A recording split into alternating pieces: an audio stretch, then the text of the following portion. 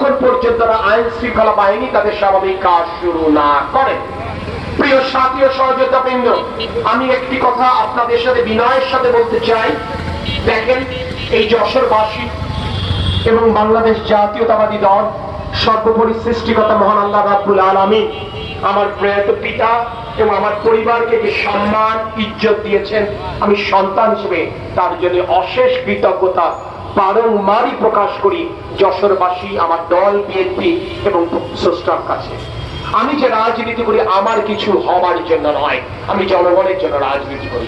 আমার শুধু এটুকুই চাওয়া, গণতান্ত্রিক প্রক্রিয়া নির্বাচন হবে, যে নির্বাচনের মাধ্যমে যশোরবাসী শুধু নয়, বাংলাদেশের 18 কোটি জনতা, বাংলাদেশের 12 কোটি ভোটার, যেই 4.5 কোটি ভোটার বিগত 17 বছর যাবৎ জীবনে একমাত্র প্রথম ভোটটিও পর্যন্ত দিতে পারেননি, তারা যেন তাদের পছন্দের প্রার্থীকে ইউনিয়ন পরিষদের মেম্বার, ইউনিয়ন পরিষদের চেয়ারম্যান, পৌরসভার মেয়র, সিটি কর্পোরেশনের মেয়র, উপজেলা পরিষদের চেয়ারম্যান এবং জাতীয় সংসদে বেছে নিতে পারে।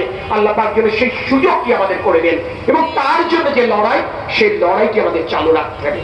আমরা তরিকুল ইসলামের কর্মী, আমরা বেগম খালেদা জিয়া এবং তারেক রহমানের কর্মী। আমরা সেই কারণে আমাদের সেই শিক্ষা আমাদের রয়েছে, সেই শিক্ষা নিশ্চয় আমরা ভুলে যাইনি। আওয়ামী লীগের কোন প্ররোচনায় আমরা পা দেব না, আমরা কোন প্রলোভনে আমরা বিচলিত হব না। আমরা সংযমের সাথে, আমরা ধৈর্যের সাথে আমাদের চোখ কান খুলে রেখে এই বর্তমান পরিস্থিতি আমরা পার করবো ইনশাল্লাহ। মহান আল্লাহ পাক আমাদের সহায় হন। আল্লাহ হাফেজ। বাংলাদেশ জিন্দাবাদ, বাংলাদেশ জাতীয়তাবাদী দল জিন্দাবাদ। শহীদ রাষ্ট্রপতি জিয়াউর আমার বিরুদ্ধে মামল হোক। দেশনেত্রী বেগম খালেদা জিয়া জিন্দাবাদ।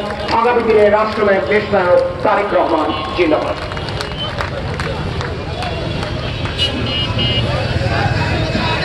সংগ্রামী ভাইরা, আজকের এই অবস্থান কর্মসূচির সভাপতি এবং সমাপনী বক্তব্য রাখছেন বাংলাদেশ জাতীয়তাবাদী দল যশোর জেলা কমিটির সংগ্রামী আহ্বায়ক, যশোর সরকারি সিটি কলেজের সাবেক ভারপ্রাপ্ত অধ্যক্ষ, আমার শিক্ষক অধ্যাপক নার্গিস বেগম।